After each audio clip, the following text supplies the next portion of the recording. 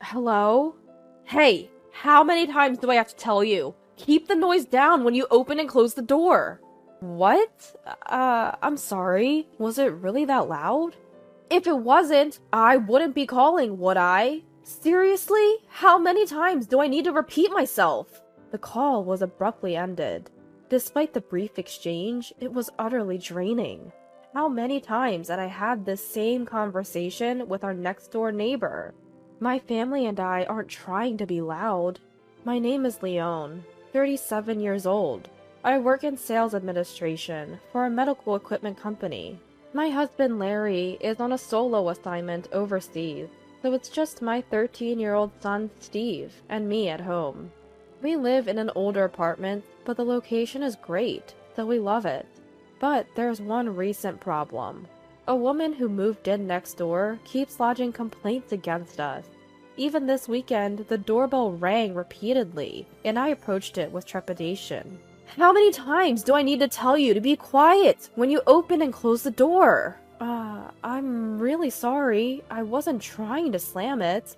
That's not my problem. Just be considerate, alright? Seriously. She just yelled and left. Her name is Dina. She's a housewife in her 40s, with a high school-aged child. I remember feeling a bit intimidated by her sharp gaze when we first met. As I expected, the aggressive complaints are non-stop, especially on weekends.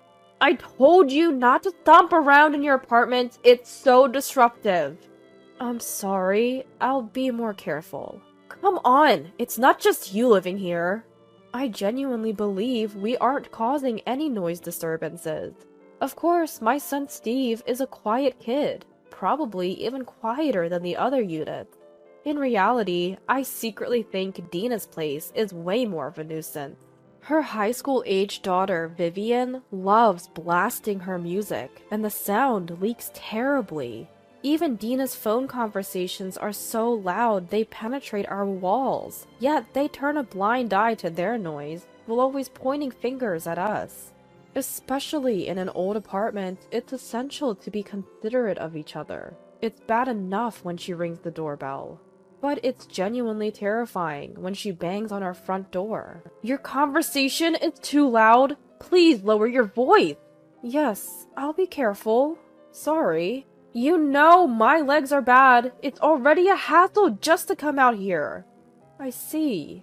So don't make me come to your door every time. Just give me your cell phone number. Okay. From that day on, the complaints started coming over the phone. I deeply regretted giving out my number on impulse. No matter if it was a weekday or a weekend, she didn't care. Turn down the TV! I can faintly hear it and it's driving me crazy. Yes, sorry. Is this volume okay? Keep all the noises down to this level! Seriously! I heard from the landlord that Dina's husband is also working away from home. We're in a similar situation. We should get along better, but the complaints and demands from Dina just escalated. The vacuum is too noisy! What kind are you using? Replace it! I just got a new one last week. It's supposed to be quiet. Ugh, it doesn't sound quiet. At least vacuum on Sunday mornings when I'm out shopping. With our relationship being like this, there's no way our kids would get along. One day, when Steve sneaked back into the house. What happened, Steve? Did someone chase you? I don't want Vivian from next door to see me. She might get rough. Rough? Did she do something to you? She's too hands-on, and she tries to get me to buy her soda with my allowance. Vivian doesn't have a great reputation. I've heard she hangs out with a group of self-centered, troublesome kids. The day after hearing that rumor, when I returned from work, Steve was sitting near our apartment entrance, hugging his knees. Steve? What happened? You can't stay out here. Yeah, I'm sorry. I lost my keys. From what he told me, Vivian and her friends confronted him on his way home from school. They dragged him to a nearby park, making him play games he didn't want to. They took things from my pockets, threw my stuff around. Oh my god! As Steve recounted, tears welled up in his eyes. For the high schoolers, it might have been just a pastime, but for Steve, it must have felt like torture. When he realized he'd lost his keys, how devastated he must have felt. He probably searched the park over and over. He must have felt so alone and scared. I couldn't contain my anger. I rushed outside and furiously rang Dina's doorbell. When Dina appeared, her eyes were cloudy. She had already been drinking. "What's up?" "My kid told me they had a run-in with your Vivian." "Really? Kids will be kids, you know. Stop making a fuss about it. I won't let this go. Ensure she doesn't bother my child again." She briskly closed the door after speaking her mind. I heard Dina shouting something, but I didn't want to hear it. From that point on, our relationship with Dina became even more strained. She began banging on our shared wall and tossing trash on our balcony. Talking to the apartment manager didn't seem to help. Dina wouldn't change her behavior. "This is quite a predicament," sighed the apartment manager, scratching his head. "I've had similar complaints about her. I've told her not to disturb the peace here, but it doesn't get through. She sure doesn't take advice well. If the apartment manager can't get through to her, what chance do I have? I guess her husband's away on business? Maybe she's just lonely," the manager pondered. "But that's no excuse to hassle the neighbors." "True, it's not right. I'll talk to her again." Is she so lonely with her partner away that she's resorting to making complaints and drowning her sorrows in alcohol? If that's the case, it's genuinely heartbreaking. But I can't fathom dealing with stress in such a way, yet Dina's complaints continued relentlessly. Even when we thought we were quiet, she'd always find something to nitpick. Thanks to her, we never got a moment of peace. The thought that the constant complainer next door might be eavesdropping kept us from even laughing freely. Recently, there have been loud knocks on our front door in the evenings. When we checked the security footage, it appeared to be Vivian's doing. The knocking continued until the apartment manager threatened to evict her. With such overwhelming stress, day in and day out, both Steve and I were totally drained. One day, I phoned my husband Larry, who was overseas, to fill him in on the situation. It's just, I can't believe, of all people, she moved next door.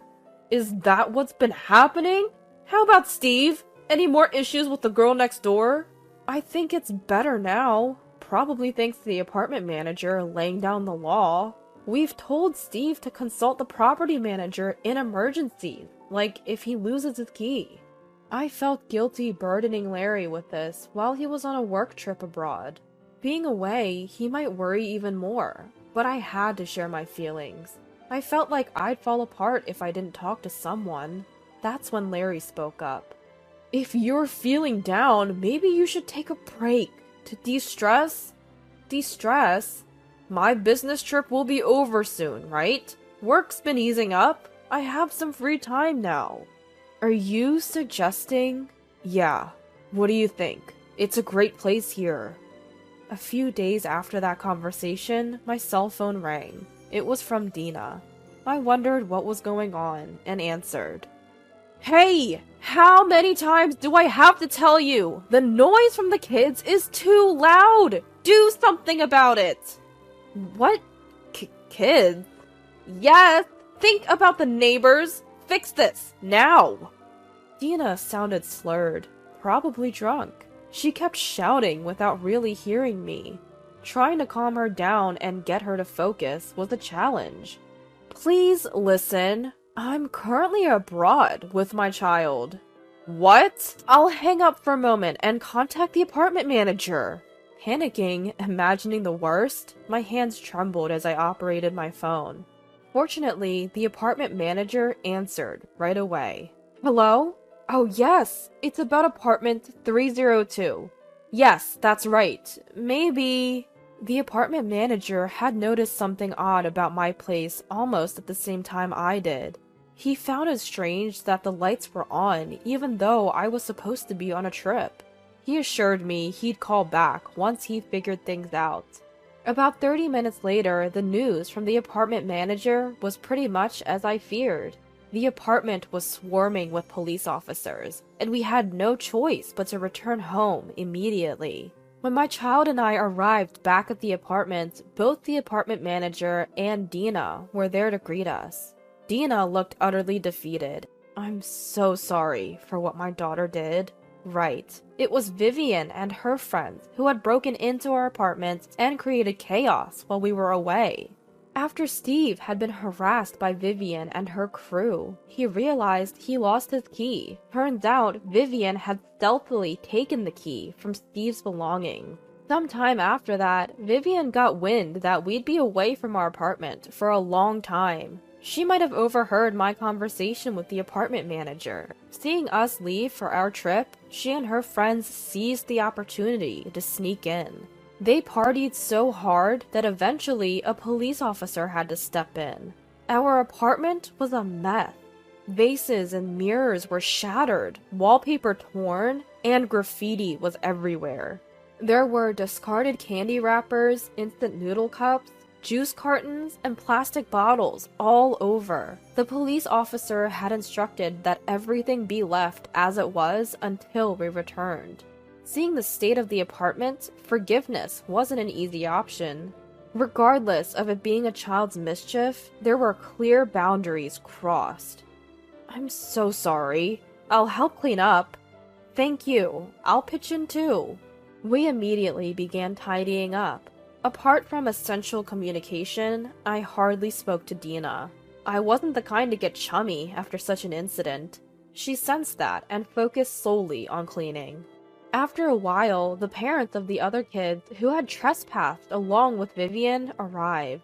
Each one of them apologized profusely. I accepted their apologies sincerely. A police officer arrived around the same time and updated us on the details. When the police arrived, there were 4 girls in the apartment, including Vivian. All of them stopped their antics and sat down properly after a stern warning from the apartment manager. All 4 of them are over 18, so they can be held criminally responsible. I was told that the 4 of them were currently detained at the local police station. Whether they'd remain in custody would be up to the prosecutor and the judge. I had spoken to the authorities, emphasizing that these were just kids, most of them still in school. Being arrested and detained is traumatic for anyone, especially for the young ones. I believed they shouldn't face harsh penalties. The discussion shifted towards settling things outside the courtroom. The apartment manager would assess the damages for broken windows, mirrors, and wallpaper. All I had to decide was the compensation for the damages and my emotional distress. The bill would go to Vivian's mother, Dina. The financial burden would be shared equally among the 4 families, each reimbursing Dina. By the time our negotiations and cleanup were wrapping up, I saw a large black van pull into our complex.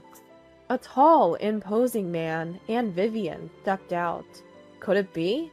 My hunch was right. The man was Dina's husband. He had a strong and commanding presence, and didn't seem like someone from a traditional office job. He seated both Dina and Vivian next to him, and turned to me. "We sincerely apologize for all the trouble my reckless wife and foolish daughter have caused." He repeatedly expressed his regret, almost to the point where I felt embarrassed. I lost count of how many times I told him it was okay and to stop apologizing. Dina and her crew left shortly after, continuously apologizing. 2 days later, Dina and Vivian moved out. I initially thought it was just the movers, but when I checked, Dina told me she was moving in with her husband. I had been reluctant because his new job is in a very rural area, and I didn't want to go, she said. But after the recent mess, she didn't feel right staying here. She decided to join her husband. If this ordeal brought their family closer together, then perhaps it was for the best. As a wife with a husband on a solo assignment, I genuinely felt that way. I sincerely hoped that living with her strong-willed husband would keep Dina on the straight and narrow, and that Vivian might mature a bit. A few days after that, with my windows and walls back in pristine condition, my husband Larry returned from his trip. My son, Steve, and I went to the airport to greet him. Larry's overseas assignment was over, and our family of 3 was together again. I wouldn't have to face any more unsettling nights alone for a long time. The recent events reminded me of the importance of having family close. Life is truly better when we're all under the same roof. That was my heartfelt realization.